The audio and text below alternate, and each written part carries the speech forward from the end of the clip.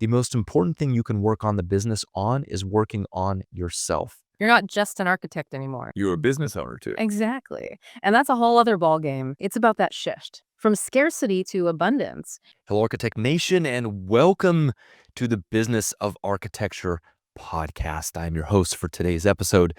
My name is Enoch Sears, and the Business of Architecture is a team of experts in architectural business that help small firm practitioners slay overwhelm, escape the feast or famine cycle, stabilize cash flow, and move into abundance in their architecture, design, landscape architecture, interior design, and engineering practice. That's what we do here at Business of Architecture. And here on the podcast, we bring you conversations from the trenches about struggles, challenges, and behind the scene look at the SMART practice method, which is the method that we teach here at Business of Architecture to help small firm practitioners be able to eliminate the things that get in the way of them doing the work, of you doing the work that you want to do. We are looking for architect developer stories for the Business of Architecture podcast. So, are you an architect developer with valuable insights to share? We're always on the lookout for passionate voices in the industry to join us on the Business of Architecture podcast. If you're ready to share your journey, lessons, strategies with our global audience, we'd love to hear from you. Reach out to us to explore being a guest on our show and help inspire other architect developers on their path. We'd be interested in hearing your story, whether you're at the very beginning of your development story or whether you have a $100 million portfolio of projects already in the bag completed. We'd like to hear from you if you're working with the developers or that you've developed a number of small houses or you're working at a larger scale. I'm going to start this episode with a story. Something happened a couple years ago. I remember I was exposed to virtual reality for the first time. And I remember thinking, wouldn't that be cool if we had augmented reality? This is way back in the day. If you remember, we had those Google glasses where they could get additional data about the world based upon what they could see in the glasses. I thought it was pretty cool. As a matter of fact, I gave a presentation on this to the AIA one time at one of the conventions, talking about this idea of augmented reality. Well, hold that thought for a second. Let me give you a little sneak preview of what we're going to be going over. Today's episode is going to be all about working on the business and not in the business. This is something that we hear people talk about a lot. Why would we want to work on the business and not in the business? What actually does that mean? And is it even important? Well, what I'll tell you is that it's not important unless you want to have more freedom. You want to eliminate the things that currently get in the way of you focusing on the craft. And you want to have less stress in your life, more fulfillment, more profit, more fun. So if that's the case, you are in the right place. And today is going to be another episode where I'm going to be playing around with what I'm going to call augmented reality. So we're going to be using artificial intelligence. I did this in a previous podcast episode, you may have learned, but what I've done is I've taken one of the consulting calls that we do here in Business of Architecture, one of our coaching calls that we do with our paying clients, and I put it up into Notebook LM, which is this Google product that then creates this conversation between these two artificially generated hosts talking about the subject matter of the asset that you give it. Now, the ability of what you can do with this is certainly unbounded, and I haven't explored the limits of it, but I thought this would be a great way to give you as a listener a sneak peek behind the scenes of what happens here at Business of Architecture with our paying clients.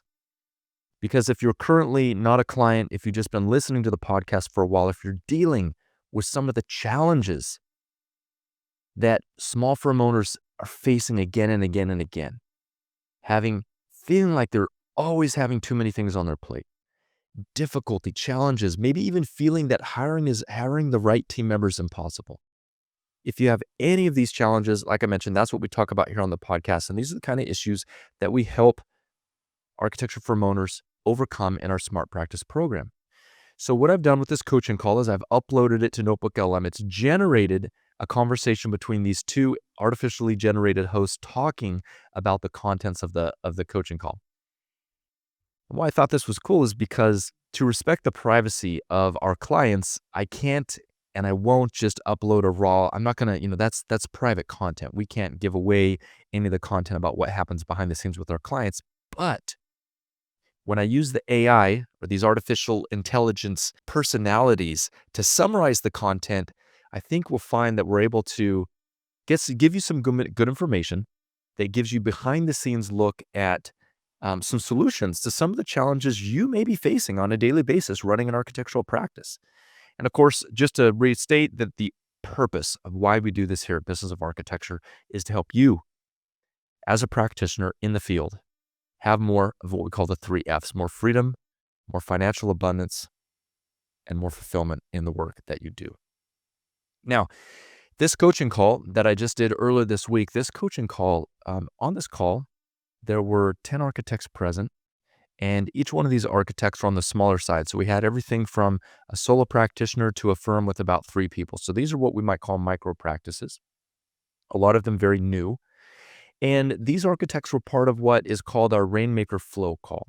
So in the Business of Architecture framework, if you look at going from wherever you're at right now in your practice to becoming what we call the free architect, an architect who has freedom, fulfillment, and exceptional financial reward, there's a path and many steps to be able to get to there. And one of the steps is focusing on the rainmaking in your practice, getting to the point where you have a consistent and reliable source of inquiries that matches the caliber of the work and the clients that you aspire to work with. So that's what we do this. I do this call every single week. And that's the focus of this call is we're talking all about systems for business development. We're talking about growing your pipeline. We're talking about actual scripts for how to have conversations with potential referral partners, marketing strategies, websites, you name it, digital marketing, in-person marketing, face-to-face marketing, all of the above to build up that consistent source of leads in your practice, which is so important. Because ultimately, if you don't have work coming in, then you won't be able to pay the bills. You'll constantly be in the feast or famine mode of wondering with that anxiety and with that worry about the future and not being able to make powerful decisions today. Maybe holding off on hiring someone because you're uncertain about the ability of your practice to have the work to keep that person gainfully employed in the future. So we can see that this idea of becoming a rainmaker, and particularly the content that I go over every single week with our heroic firm owners on the Rainmaker Flow coaching call, is so essential. And so with that, I'm going to jump into this summary that was generated by these 2 wonderful AI hosts. And I'll pause it along the way and I'll give some commentary, but I'm going to use this as fodder for this episode.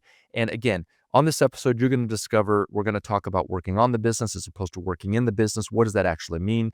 We're going to talk about what do you do when you feel like team members aren't perhaps performing like you would like them to perform, and much else. So with that, let's jump into the content of today's episode. And one thing to keep in mind is because the AI still has not progressed far enough to actually pronounce my name correctly, it refers to me as Mr. Sears. Apparently, it can't pronounce Enoch. So we're going to go with Mr. Sears. So whenever it talks about Mr. Sears, it's referring to me. And with that, let's jump into the summary of this coaching call. Ever feel like you're constantly putting out fires in your business? Like it's always urgent, Oh, tell me about it. Yeah, it's easy to get stuck in that cycle. But lately, I've been thinking about this idea of working on the business, not just in it, Right. And, a listener actually sent in this recording of an architect consultant, Mr. Sears, doing a coaching call. Oh, cool. Yeah, that'll be perfect for a deep dive. Makes sense. Lot to unpack there, I bet. Definitely. I think this is going to be eye-opening for all of us. Yeah, that on versus in thing, people get tripped up on it. Right. Sounds simple at first. It does. Even in the recording, those practice owners were like, wait, what? Mr. Sears even said he used to struggle with it. Really? Yeah, it's like, okay, work on it, not just in it, but then what does that even look like in practice? Yeah, exactly. Like day to day, what are you actually doing differently? Right. That's the $1,000,000 question. Totally. He uses this analogy. It's like, are you on top of the business or are you inside it? Okay, I'm going to pause just there for a second. So indeed, it is kind of humorous listening back to this about how the AI has worded this summary. But there are some great nuggets here. And one of the things that it talks about here is the idea of what does it actually mean? Like, what does it really mean to work on the business and not in the business? And how much time should you spend working so-called on the business is not in the business. So you say it goes much beyond just the idea of it. Can you work on the business so much that it prevents the business from actually moving forward? Absolutely. So I don't think they actually define it here later, but what I'll say is the way we define working on the business is that consider that your business, a business is an asset, it's an entity, it's a thing, it has a life of its own. And as such, when you work on the business, you're creating systems, processes, mindsets, disciplines, ways of doing things that routinize the routine.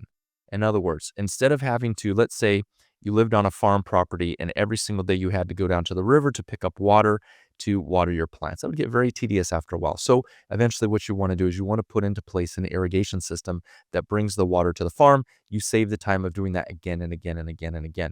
So working on the business can relate to a number of things. It can relate to your processes, your systems, your QA systems. But here's one part that oftentimes we overlook when we're thinking about working on the business. The most important thing you can work on the business on is working on yourself, working on your own mindsets, working on your own habits, working on your own communication. So with that frame, let's jump back over here and see what our hosts have to say about this particular call. I like that. So being in the business, that's the craft, right? The design, clients, projects, all that. Yeah, the stuff you actually went to school for. Exactly. But being on the business, that's everything else. How it runs, money, services, how you get clients, all the strategic stuff. And that's where it gets tricky for a lot of us, I think.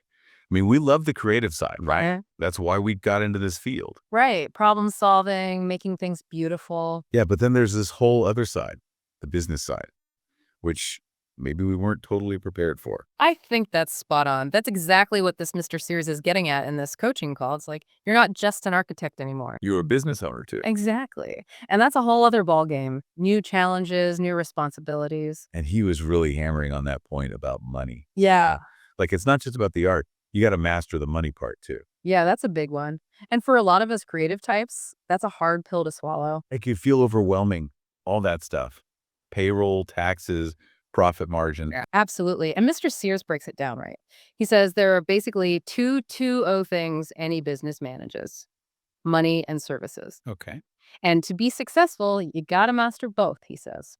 Interesting. So I bet some of our listeners are like, ugh, profit. Isn't that like greedy? Yeah. We got into architecture to design, not just to make a buck. Right. There's that tension for sure. And Mr. Sears tackles it head on. He actually reframes profit. Like, it's risk mitigation. Remember, you're the safety net for your business. Right? Oh, right. If it all goes south, your personal money is on the line. Exactly. Okay, so let me interject here.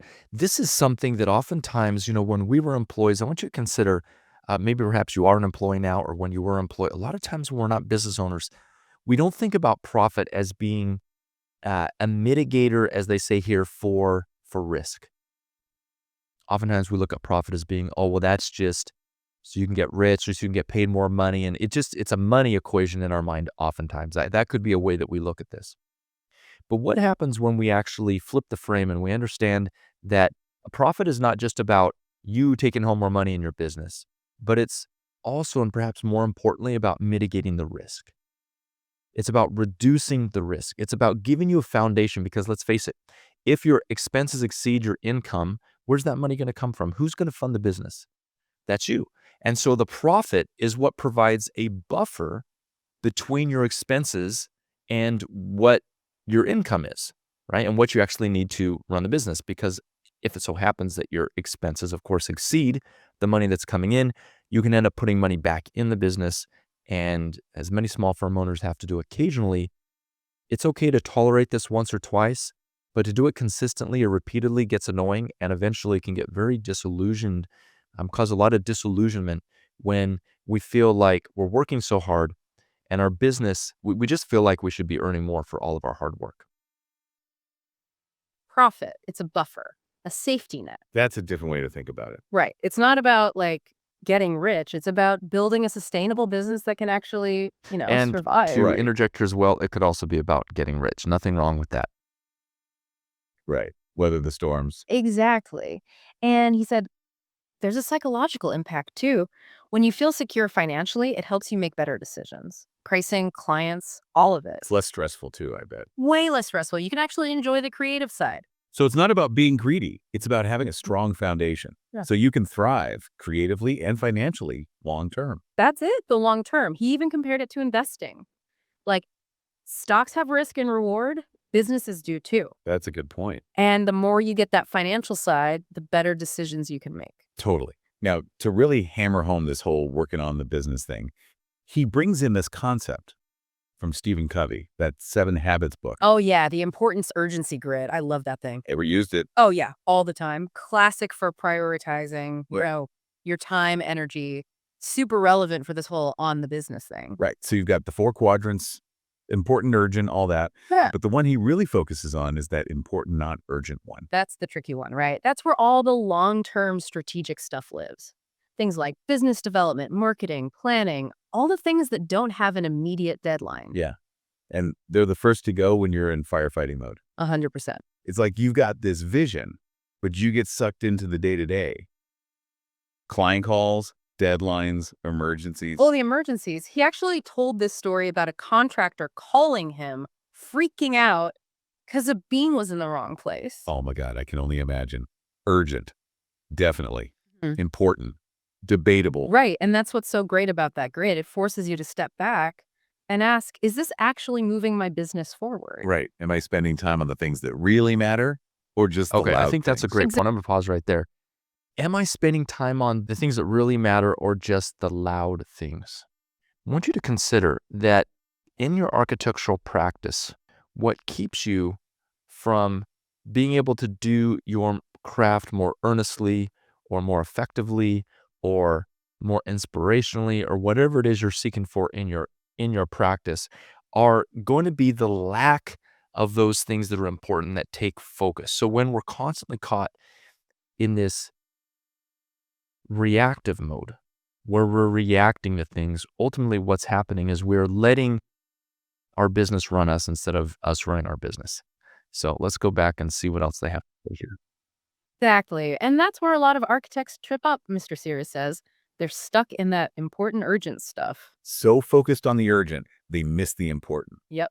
They're so busy working in the business, they never make time to work on it, which in the long run. That's what holds them back. So I'm going to So pause here how do again. we- And what we're talking about here, this is not uncommon.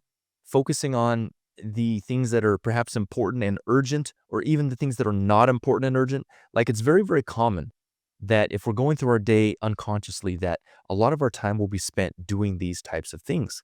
And this is why another framework we talk about here is so important, what I call the awareness framework. Number one, becoming aware.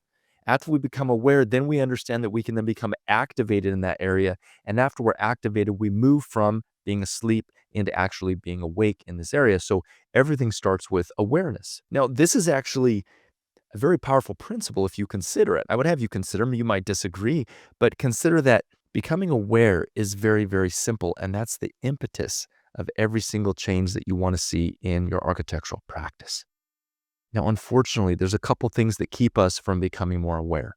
Number one, we're so busy and we're worried about what we'll see when we become aware.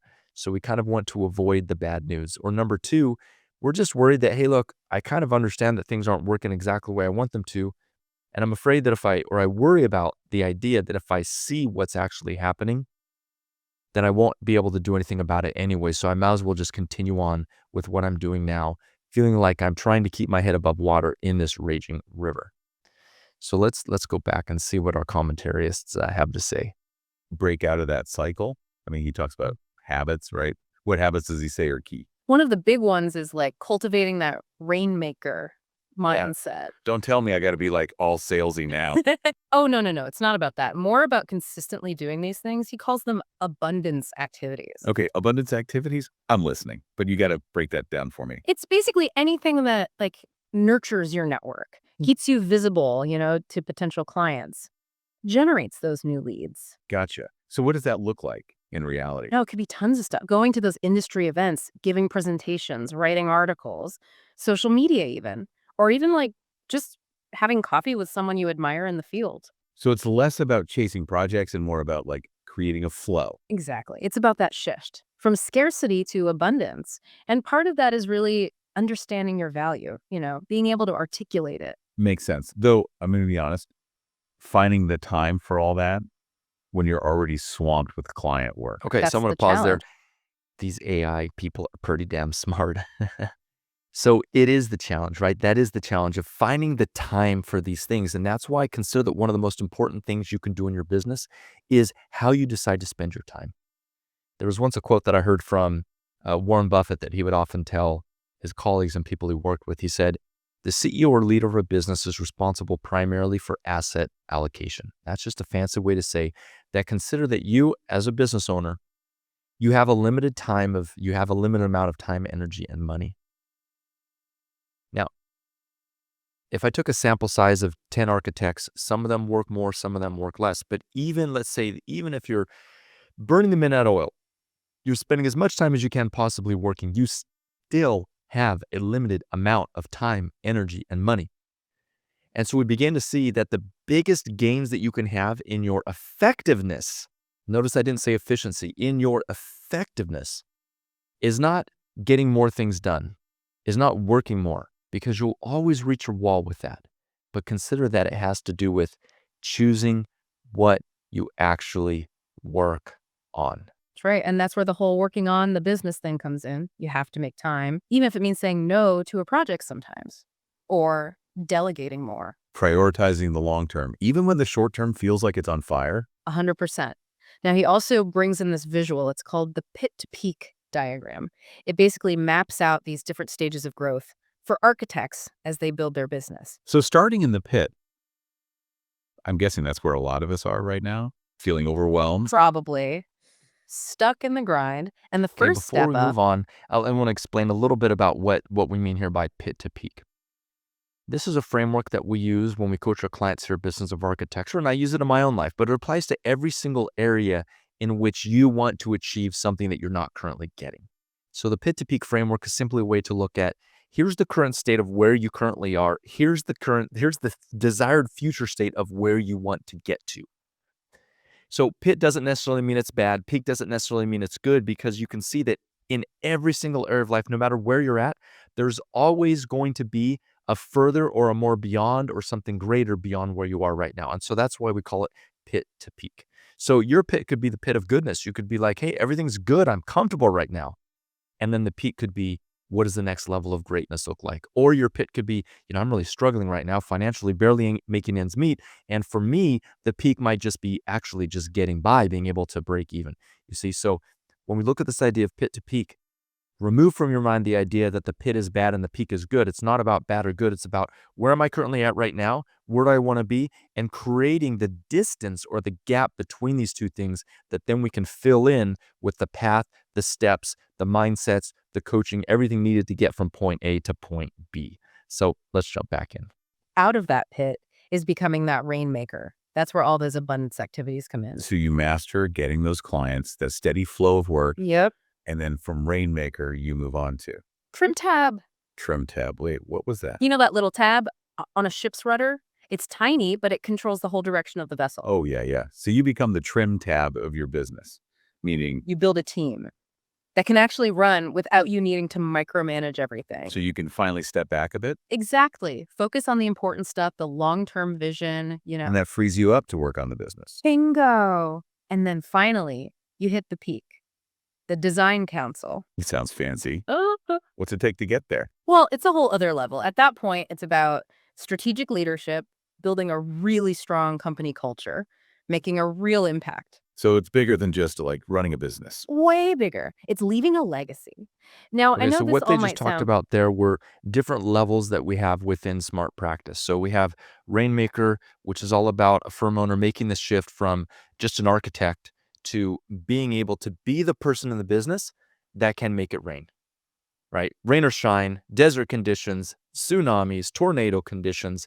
You have the ability, the mindset, the discipline. You have what it takes, and you have the skill sets to go out and to get work. And not just any work, but get great quality projects, premium fees, high-paying work for the kind of challenging, interesting work that you want to do that matches the caliber of clients and products that you want to work with.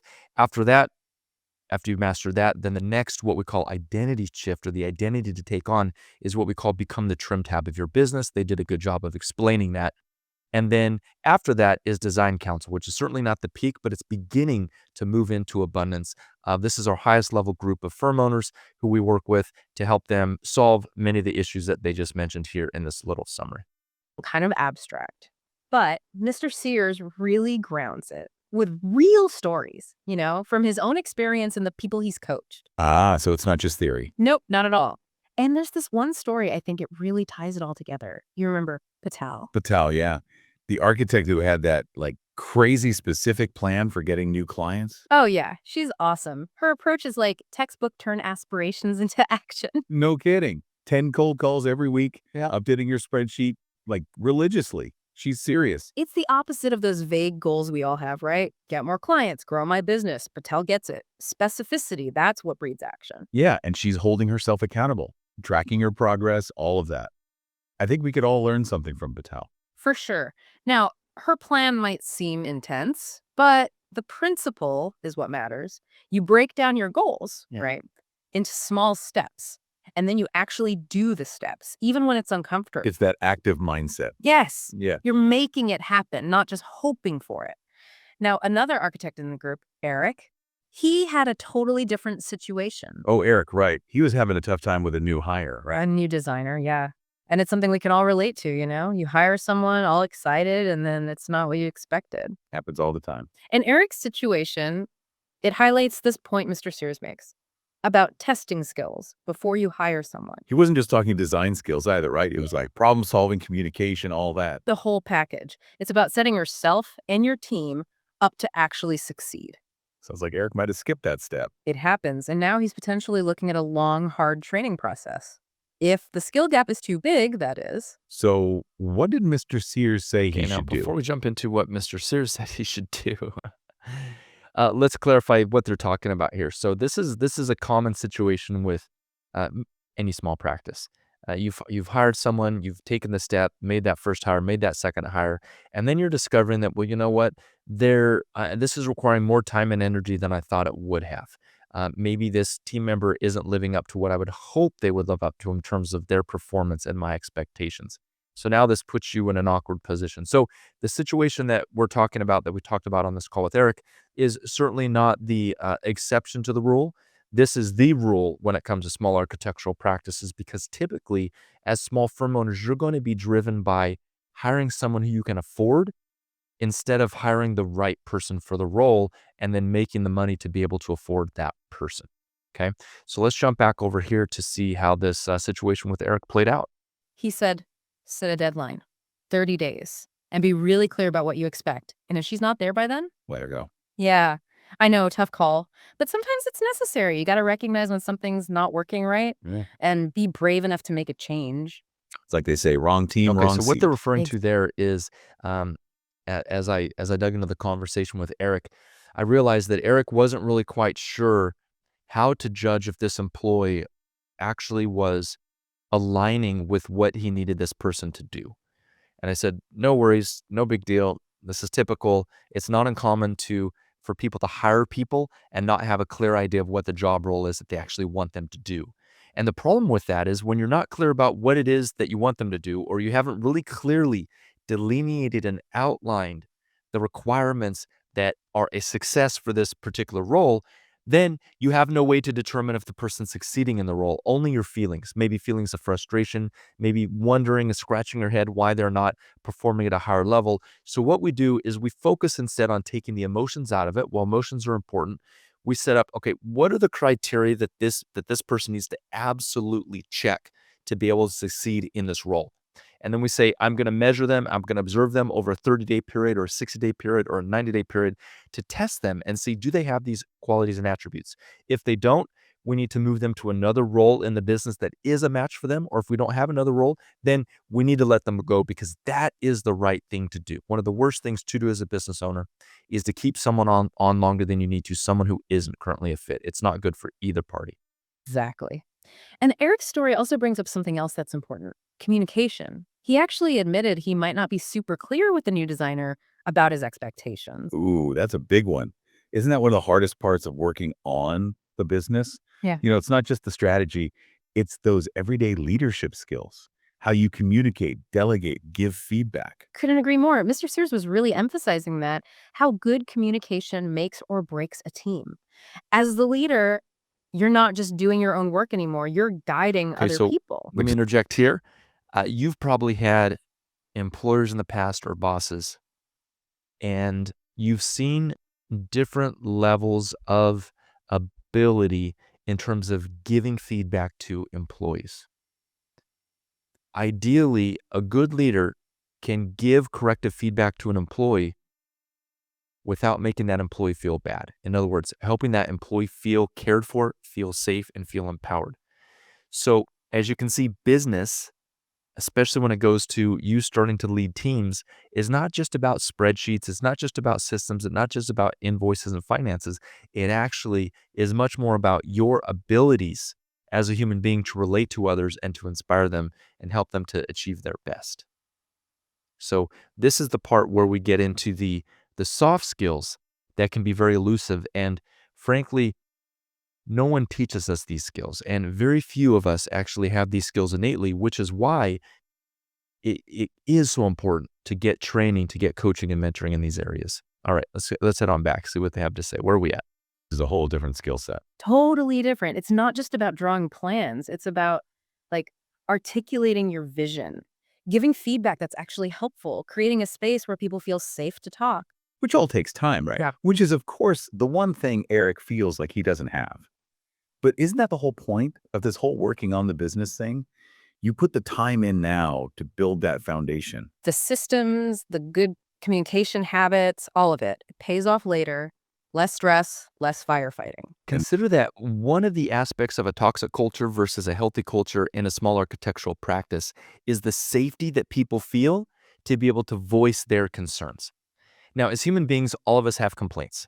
All of us are going to have complaints about our team members. We're going to have complaints about our spouses or romantic partners, about our kids, about politicians, about the weather, and the list goes on and on and on and on and on. So the same thing is going to happen in a business. But more important than eradicating those complaints is actually creating the atmosphere within your business where there is an element of safety where people can actually express themselves and say what's true for them without any fear or worry of recrimination or without a fear or worry that revealing these true feelings and thoughts that they're having is going to negatively impact their career. This is often the case in many small architectural practices where no one's ever taught you as a leader how to create that safe environment. And as a matter of fact, you may think that you have it when in reality, if someone was to come in and interview your team members, it actually doesn't exist. So what we generally find is that when you understand how to create a safe environment where people can express exactly what is true for them, then people naturally move into higher levels of performance. So that's what they're talking about right here as we talk about creating a safe environment. That just means that people feel comfortable talking about their own personal truth, honesty, the honest truth about what's happening for them individually. This is where it gets even more interesting because Mr. Sears, he starts digging deeper. And it turns out Eric's project manager, the one who recommended the designer, she's having her own issues too. Ooh, a ripple effect. So it wasn't just a one-off hiring problem. It's like the whole dynamic is a bit off. It's a system, right? Yeah. A business is a system. And if one part's not working, it throws the whole thing off. This is why working on it is so important. It makes you think about that butterfly effect, right? Totally. And so all those important, not urgent things we were talking about before, making roles clear, better communication, expectations, all that. It's not just theory. It affects everything. Right, right. And that's exactly what Mr. Sears was telling Eric. He said, building a business, it's a journey. You're always learning, adapting, refining. There's no finish line, really. Nope. You got to embrace the messiness, the challenges, even how you grow. And you don't have to do it alone either. I'm going Right. to pose a question for you here now that you're listening to this or watching this video. When do you know when is the right time to focus on which aspects of your business? Because here we're talking about working on the business or not on the business. When do you actually know? When do you know when is the right time to work on a certain area of your business? How do you know when is the right time to update your website versus the right time to implement some sort of new recruiting system or a way to have some sort of review system for your employees? Okay, so that is the key as to why running a business can be so challenging. And if you're feeling like you're feeling lost, you're feeling exasperated or frustrated or even disillusioned, or just wondering why it isn't easier, that's why it isn't easier. Because the challenge is not necessarily knowing what to do, although that can be a challenge. Even more importantly than that is knowing when to do it and what resources to allocate to it. Find those mentors, get into a community, invest in resources that can actually Well, help. there's a great Exactly. little pitch for what we do here at Business of Architecture with Smart Practice. And certainly, getting being a part of a community, getting mentors is so essential, because let me ask you, how else are you going to pick up these skills? Do you want to spend the next 20 years inventing them, trying to figure them out, reading books and practicing on your own in a bubble? Or do you want to get feedback, directive feedback that helps you become the kind of leader that can have the practice, that has the ability to have the freedom that you want to have? Solidarity, baby. I love that. So, big takeaway here. Working on the business is a lifelong thing. It's about stepping back, seeing that big picture, and then actually taking action to build the business and the life that you really want. Perfectly said. And look, you don't got to do it all at once. Pick one little thing, something you can actually measure, and do it this week. Maybe it's an hour on your calendar for those abundance activities, or, finally having that tough conversation you've been putting off. Just start moving. And that's what we want you to do too. Tell us what really stuck with you from this coaching call. Share your thoughts, your questions. Keep this conversation going. Who knows? Maybe you'll be sharing your own pick to beat Okay, I'm going to story pause it someday. right there. There's a little bit more that the summary goes into, but I think that's a good place to wrap.